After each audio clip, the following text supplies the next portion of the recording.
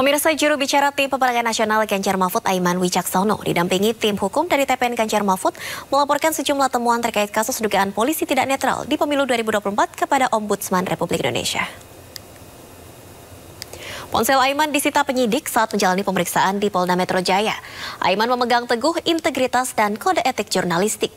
Bahkan Aiman memiliki hak tolak untuk tidak menyebutkan narasumbernya, termasuk saat dimintai keterangan oleh pihak penyidik di kepolisian. Kita bukan hanya handphone ya, yang disita itu juga WhatsApp saya, karena itu yang merupakan sebuah medium untuk saya berkomunikasi dengan narasumber yang saya sampaikan, narasumber eksklusif itu. Lalu kemudian yang kedua adalah Instagram saya @aimanwicaksono. Lalu kemudian yang ketiga email saya. Ya, ini yang kemudian disita oleh para penyidik. Soal prosedur atau tidak nanti tentu tim hukum yang lebih paham soal itu.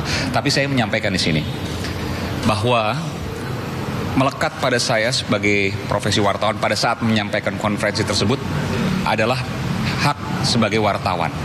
Meskipun itu bukan produk jurnalistik, tapi tetap melekat pada saya hak tolak. Teman-teman misalnya ketika berada pada suatu tempat lalu divideokan misalnya, lalu kemudian menyampaikan informasi-informasi tertentu, itu bukan produk jurnalistik, tapi kemudian teman-teman punya hak tolak ketika menyampaikan informasi yang dianggap misalnya dari sebuah narasumber, dari seorang narasumber eksklusif, dari sebuah narasumber yang memang menyampaikan sebuah informasi yang rahasia misalnya, lalu kemudian teman-teman diminta siapa narasumber tersebut, teman-teman pasti punya hak tolak. Jadi hak tolak itu tidak melekat pada produk jurnalistik, tapi hak tolak melekat pada profesi wartawan. Karena dimanapun ia boleh tidak menyampaikan informasi itu dari siapa, identitasnya, siapa orangnya. Tapi isi beritanya silakan disampaikan. Saya isi beritanya saya sampaikan, bahkan saya sudah sampaikan juga beberapa poin ya ke wartawan. Tapi siapa yang memberikan informasi itu yang saya punya hak untuk tidak menyampaikan, dan saya wajib melindungi.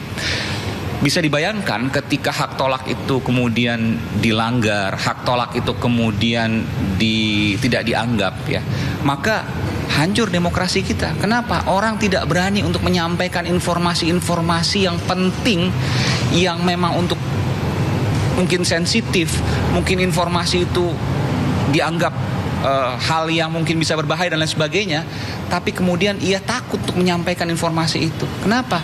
Karena tidak ada jaminan bagi dirinya bahwa ketika menyampaikan informasi itu identitasnya bakal dilindungi. Identitas ya, bukan isi beritanya, bukan isi informasinya, hanya identitas. Dan saya sampai kapanpun saya akan menjaga identitas orang tersebut, narasumber saya tersebut yang merupakan seorang atau beberapa orang anggota polisi.